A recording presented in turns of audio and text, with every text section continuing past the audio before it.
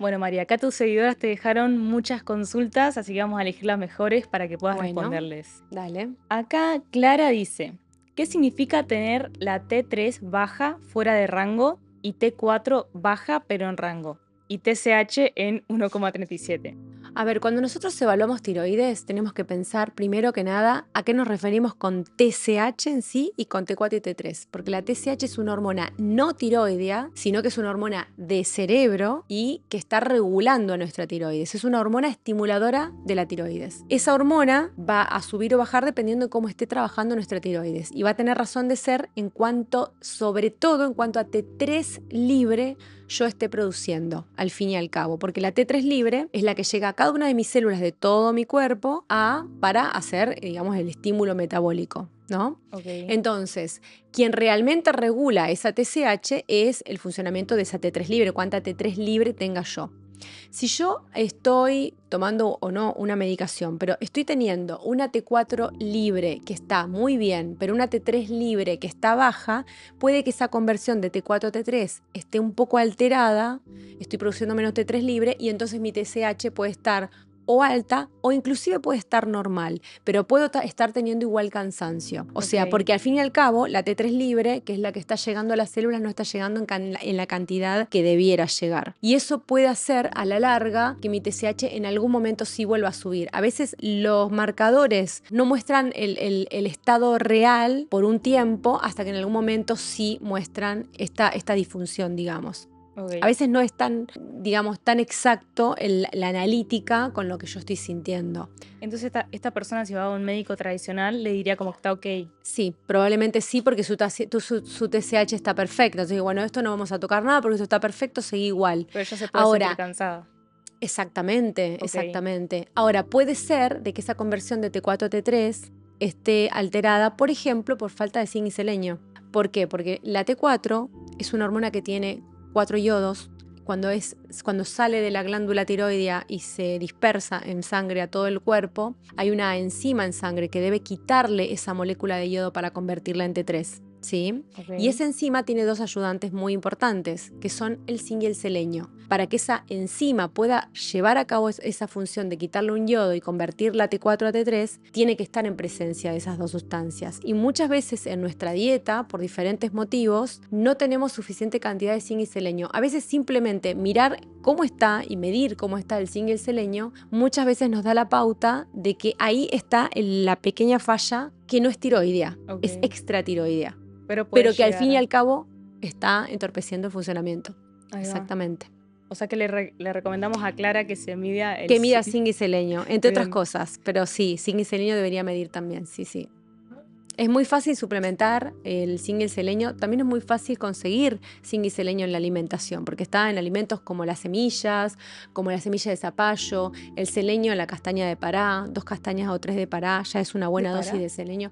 La castaña de Pará es una castaña grande, que no es como la castaña de cajú, que es como una bananita la castaña de cajú. Esta es como más grande, ¿sí? Es una castaña de Brasil que le llaman. La conseguimos acá en Argentina, tiene una alta cantidad de selenio y con 2 o 3 de esas castañas tenemos una buena dosis diaria de selenio. Ok. Y si no, las de calabaza. Y en realidad las de calabaza tienen más zinc que selenio en sí, pero bueno, también pueden servir. Bueno, pasamos a la próxima. A ver qué dice. Acá Nicolás Martínez dice, quisiera saber respecto al uso de suplementos, por ejemplo la creatina, ¿por qué no la podemos requerir en alimentación y qué factores hay que tener en cuenta para elegirla mejor? Y si tiene alguna contraindicación para el organismo. Ok, hay mucho mito acerca de la creatina, pero lo cierto es que la creatina es uno de los suplementos más estudiados desde hace ya mucho tiempo. Y cuando nosotros lo hablamos o lo recomendamos, obviamente que siempre hay detrás de eso un conocimiento acerca de lo que está haciendo el paciente y ¿no? de qué tipo de actividades hace y cómo es su alimentación. Siempre que hablamos de suplementos, sea cual sea, siempre les digo, el suplemento acompaña y suma. Si vos tenés muy mala alimentación y Claro. demás, la creatina va a ser un chiste, digo, no estoy haciendo mucho más, solamente estoy usando un suplemento intentando sumar algo, pero la verdad es que lo ideal es que yo pueda tener una alimentación que sea muy buena en calidad de proteínas, porque la creatina es un aminoácido, no deja de ser un aminoácido, ¿sí? Entonces, si yo tengo una buena alimentación, puedo llegar a tener una muy buena cantidad de proteínas en la dieta, ya sea que coma carnes, que coma huevos y demás. Ahora, si yo estoy haciendo un ejercicio físico en donde quiero ganar más masa muscular y quiero recuperarme más rápido, entonces utilizo suplementos como creatina que me pueden ayudar mucho más. Hay personas mayores que también se ven muy beneficiados al consumir creatina y hacer ejercicio que tal vez no es tan extenuante ni nada, pero que le ayuda a mejorar su masa muscular y a recuperarse también rápido. O sea, no solamente lo usa aquel que está haciendo fisicoculturismo, porque tenemos como la idea que el que hace fisicoculturismo se suplementa y el resto no. No, a ver, ¿puedes suplementarte con creatina? Sí, podrías tranquilamente, siempre y cuando tu alimentación sea buena, porque eso te va a sumar de verdad. Y contraindicaciones en realidad prácticamente no hay, salvo que haya una persona que tenga deliberadamente una alteración, una insuficiencia renal, y ahí uno es cuidadoso con los suplementos en general, no solamente con la creatina, ¿no? Pero bueno, tendría que haber algún caso muy, muy particular, pero no es que me va a dar un daño renal tomar creatina, eso es un mito. ¿Pero solamente lo toma la gente que hace deporte? Esto, no necesariamente. O sea, lo ideal es que vos optimices el uso de creatina que estás tomando haciendo ejercicio. Ok, Porque pero te sí. va a darte muchos más beneficios. Pero si vos no estás haciendo ejercicio, al menos no de fuerza, pero haces tus caminatas y demás en un adulto mayor que no tiene una alteración renal y demás, podría usarse una creatina ajustada a la dosis a la persona esa en lo particular, que también podría tener beneficios. También en lo cognitivo, o sea, hay muchos estudios que hablan que la creatina tiene otros beneficios además de trabajar a nivel muscular. Claro, por eso te consultaba si alguien quiere mejorar tipo la parte cognitiva, ¿podría sumar creatina? Podría sumar creatina también, pero bueno, está también en esto de conocer al paciente al cual uno le va a recomendar sumar creatina, ¿no? ¿Y con qué sentido? Siempre es pensar para qué lo estoy indicando, ¿no? O para qué lo tomaría. Como productos hay muchos en el mercado, hay que ser cuidadosos porque no hay una muy buena regulación, lamentablemente, en cuanto a suplementación, y muchas veces compramos productos que prometen ser la maravilla, pero que no tienen una buena calidad de creatina. A veces es difícil elegir un buen producto, pero desde ya los productos no deberían ser ni endulzados, ni con colorantes, ni con saborizantes, o sea, deberían ser lo más simples posibles. Ok, ¿y tienen que ver algo en particular? Como el magnesio tiene que tener tanto, por ejemplo. ¿La creatina tiene que tener alguna cantidad? No, generalmente son 4 o 5 gramos. Primero se da una dosis de mantenimiento dependiendo del peso del paciente y después se va adaptando también. Claro, pero cuando compras, que ves así como No, porque muchas veces dice que es creatina y que es de buena calidad, pero en realidad hemos visto que no siempre es de buena calidad. Pero lo importante es que al menos no tenga cosas agregadas, ¿no? Porque además de eso tomás una que decís, esta la tomo porque es muy rica, ¿no? O como esto porque está bueno y tiene buen sabor, ¿no? Y a veces, bueno, el buen sabor es justamente lo que le agregan, ¿no? De azúcar o de endulzantes químicos. o de químicos, sí. Acá dice, Marta, hola doc, tengo 71 años, no voy a ningún médico porque me siento sana, tampoco tomo ninguna medicación. Sí omega 3, creatina, ácido ascórbico y Biglicinato. bisglicinato. Soy keto por 6 años, ¿debo hacer estos controles que todas hacen? Colonoscopía, mamografía, Papa Nicolau, etcétera. Gracias. Tiene 61 años, no toma ninguna 71 medicación. años. 71. Bien. Bueno, me encanta lo que hace porque en realidad viene sosteniendo una alimentación y viene sosteniendo hábitos y está muy ocupada en su salud, lo cual eso es genial. Creo que dentro de los chequeos, el hacer la colonoscopía es preventiva. O sea, esos son estudios que la medicina convencional nos aporta muchísimo con estudios. Creo que hay algunos estudios que son importantes hacer. O sea, hacer una colonoscopía ha salvado muchas vidas porque podemos ver muchas veces pólipos que son precancerosos pero que no son cancerosos y que podemos evitar enfermedades del día de mañana. O sea, parte de hacer prevención es también hacer estudios de screening que le llamamos, ¿no? Esos estudios de screening que ella menciona son justamente los que nos ayudan a detectar Claro. Detectar cosas en etapas muy, muy iniciales, que son las que nos permiten después poder tomar cartas en el asunto y solucionarlo mucho antes de que venga el problema. Igual que Marta Así que, pase la receta, que tiene 71 años, sí, está impecable. Marta no tiene que pasar la receta. Acá Antonina dice: tengo hipotiroidismo de Hashimoto y mis triglicéridos dan alto desde entonces. Aunque no sea obesa ni tenga colesterol, los altos valores de triglicéridos, 250-350, están relacionados con el hipotiroidismo o es el exceso de carbohidratos. Es el exceso de carbohidratos, lamento decirles, Ahí porque va. en realidad la dislipemia o la alteración del colesterol ligada a lo que tiene que ver con la tiroides generalmente produce una alteración en donde aumenta el colesterol total y aumenta aún más el LDL. Pero los triglicéridos tienen una alta relación con el consumo de hidratos. Entonces, Ok. 250 de triglicéridos, me gustaría saber qué HDL tiene, porque eso debería estar muy a la par, pero el HDL nunca va a estar en 200, porque es muy difícil tenerlo por arriba de 100. Pero más allá de eso, los triglicéridos están muy elevados para ese laboratorio y están hablando de que tal vez hay muchos hidratos, lo cual no quiere decir que sean malos hidratos, porque a veces lo asociamos con, ay, me estoy comiendo muchos postres, mucha pizza. A veces son muchas harinas sin gluten, mucho pan de masa madre, o sea, Mucha no son legumbre. mucha legumbre. A veces no es un mal alimento, sino que es mucha cantidad y el cuerpo y tal vez no compensa tampoco con el ejercicio físico que hace. Entonces ese desbalance puede hacer que haya un aumento de triglicéridos. Pero los triglicéridos son sin lugar a dudas, De carbohidratos. sí, están ahí ligados a la dieta. Marcela dice: hola, estoy en la menopausia. Quisiera saber qué alimentación, suplementos debería hacer en esta etapa. Mi síntoma principal es no poder dormir bien. Mejoré con magnesio y B6. ¿Tendría que hacer una alimentación antiinflamatoria? ¿Y ahí cuál es? ¿Cuántos años dice que tiene o no tiene? No puso la edad, no puso edad, pero está en la menopausia. Está en la menopausia. Está en la menopausia. Bueno, en realidad la menopausia es un momento muy especial de la vida, en la vida de la mujer, porque hay muchos estudios que también hablan de que nuestra caída de hormonas empieza a afectar, obviamente, nuestro descanso, nuestro sueño, y eso nos altera mucho más, obviamente, en la energía durante el día y demás. Pero además, en la perimenopausia empezamos a tener una disminución de la sensibilidad a la insulina. Esto no quiere decir que voy a tener resistencia a la insulina, pero sí significa que comiendo lo mismo que comía cuando tenía 40, ahora a los 50, que ya estoy en menopausia, metabolizo diferente esos carbohidratos y tengo mayor tendencia a tener resistencia a la insulina. Ok. Y por eso es típico que en la embarazada, cuando entra en la menopausia, cuando ya estoy entrando en la menopausia, empiece a tener un poco de pancita y digo, che, pero yo nunca tuve esta panza, yo siempre fui flaca y de repente me aparece la panza. ¿Cómo puede ser que esta panza de dónde vino? Si como igual que siempre, es más, como menos que antes.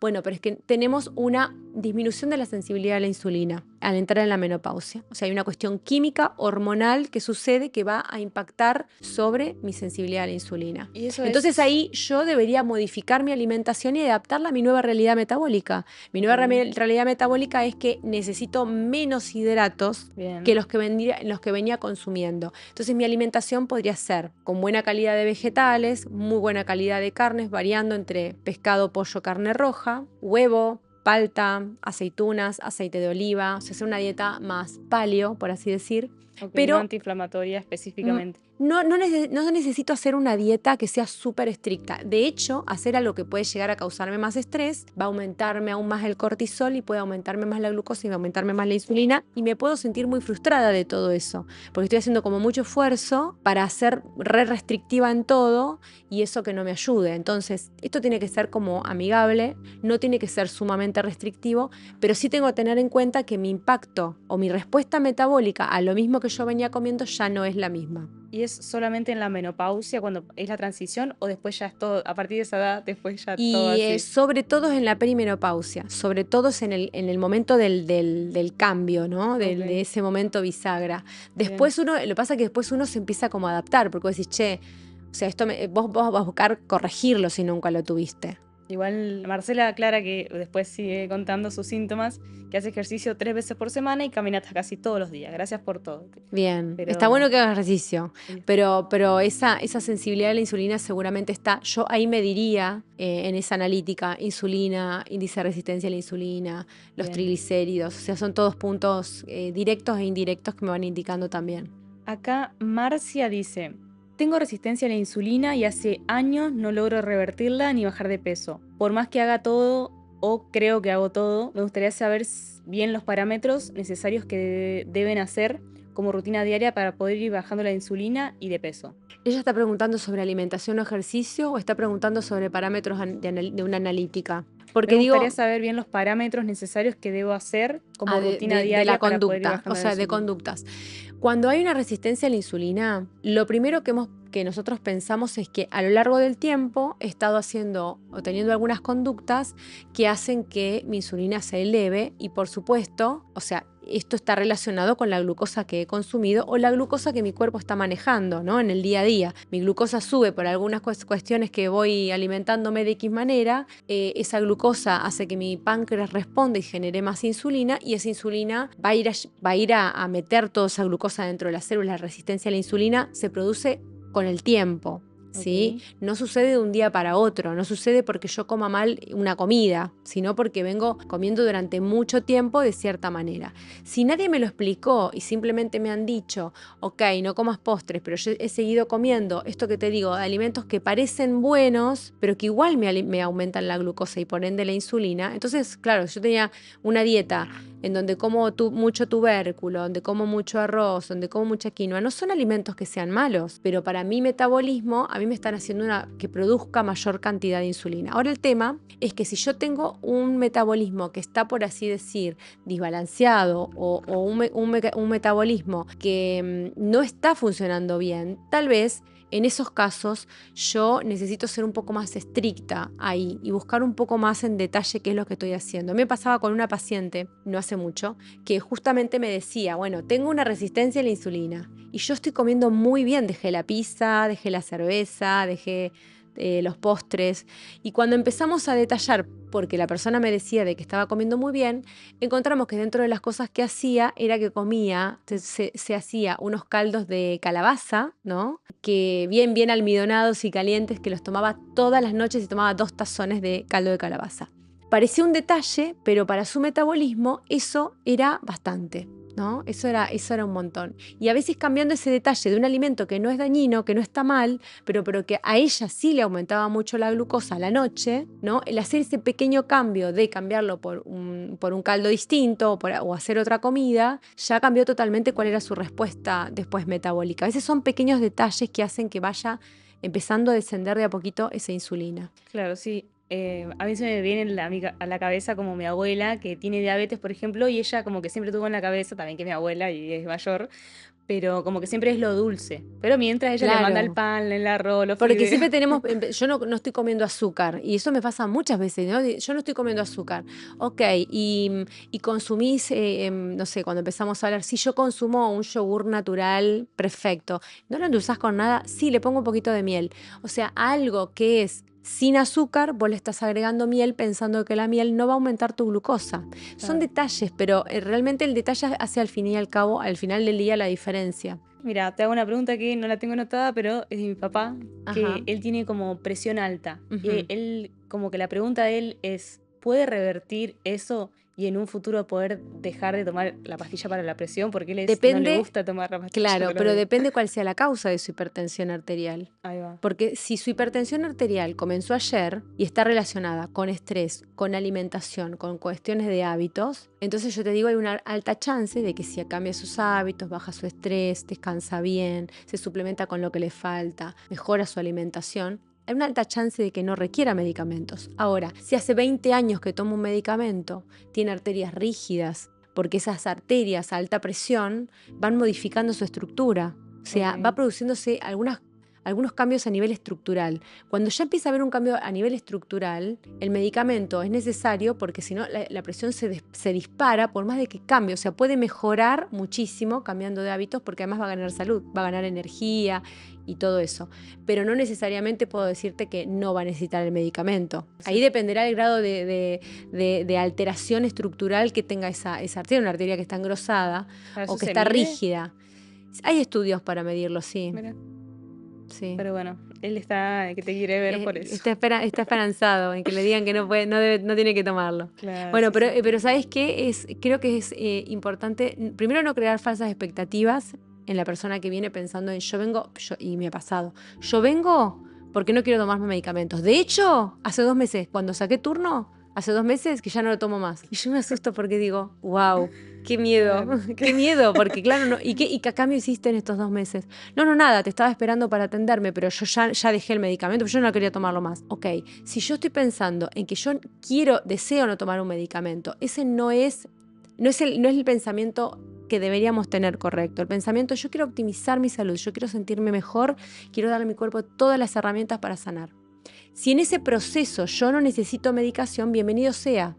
Pero yo no puedo estar adivinando si la voy a necesitar o no y por las dudas sacarlo antes de hacer cambios. Porque sin lugar a dudas voy a correr riesgos. Si yo estaba tomando un medicamento porque soy muy hipertenso o tengo una diabetes y de repente no uso más el medicamento porque sí, sin ninguna explicación, y encima de eso no estoy haciendo ninguna modificación real, entonces no estoy entendiendo realmente. La medicina funcional no es eso, no quito un medicamento simplemente, sino que estoy buscando un cambio real en mi vida, en mis hábitos, que me lleven a mejorar mi salud. Como consecuencia puede ser como consecuencia, como un efecto colateral, puede que no necesite un medicamento, pero no lo quito porque sí, antes de entender, de comprender y de hacer modificaciones. Se va para mi viejo. Se va para él. Vamos a... lo mando.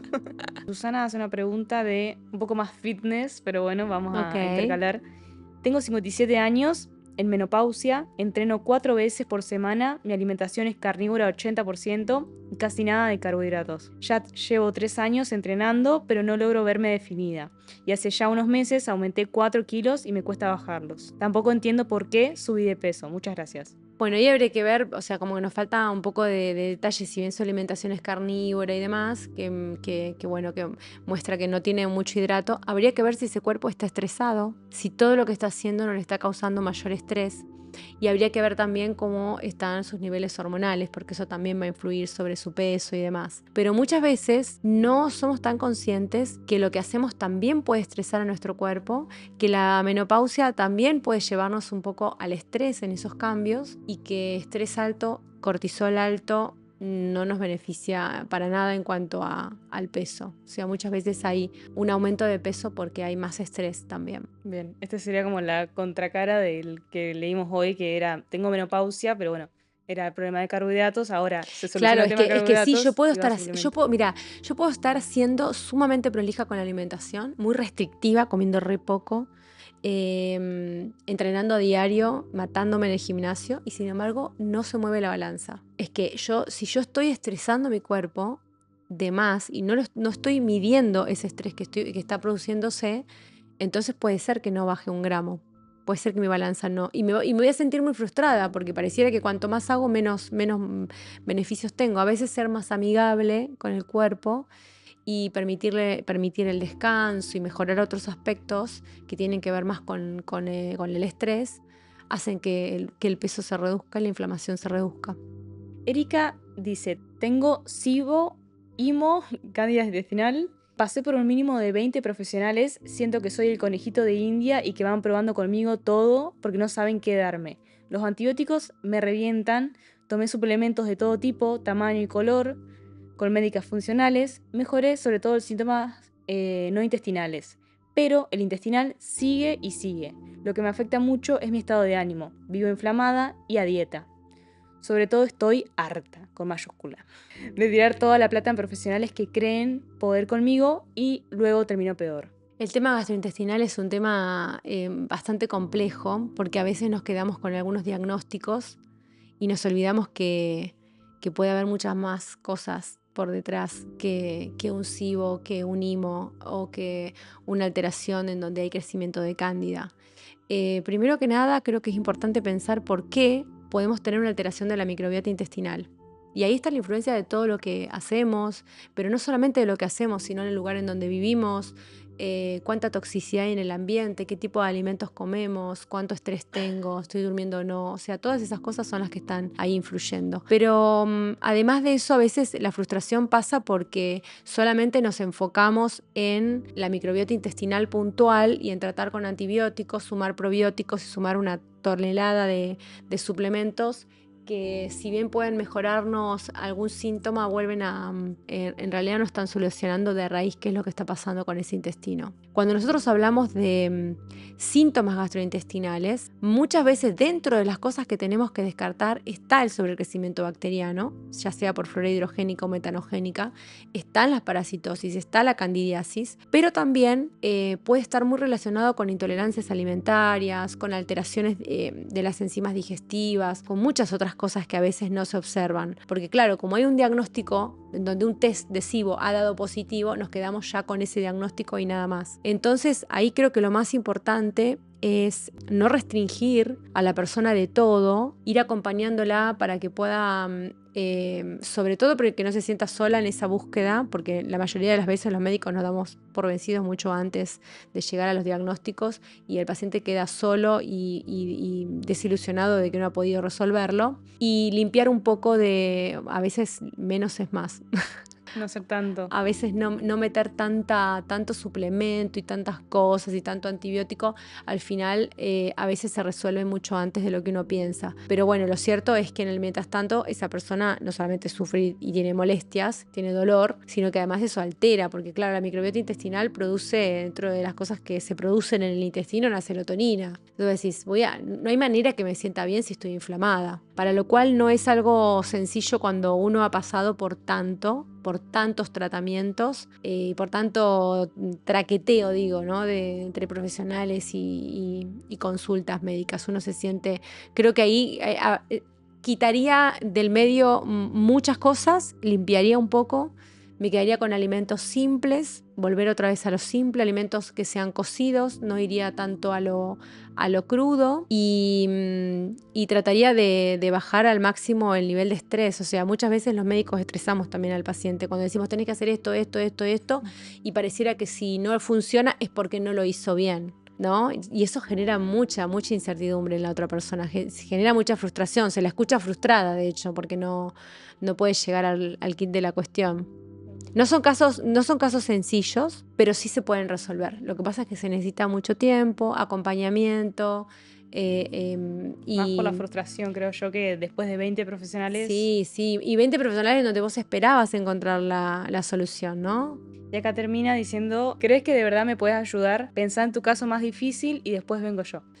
Y no sé, no lo sé, o sea, no somos los salvadores del mundo, no somos los salvadores del mundo y si hay algo que tengo en claro es que acá tiene que haber una conjunción entre el acompañamiento del médico, la decisión de la persona también de poder realizar los cambios, digamos, no dudo de que ella haya hecho mucho esfuerzo porque está deseando sentirse mejor. Entonces, cuando uno se quiere sentir bien, hace todo lo que sea posible. Pero bueno, no lo sé. Digo, no tengo la vara mágica. Eso claro, no quiero bueno, generar falsas expectativas. expectativas. Por no quedarse con un diagnóstico y seguir No, buscando. claro, sí. De eso seguro, de que hay que seguir buscando, que no se case con el diagnóstico simplemente de SIBO, de IMO y de candidiasis, ¿no?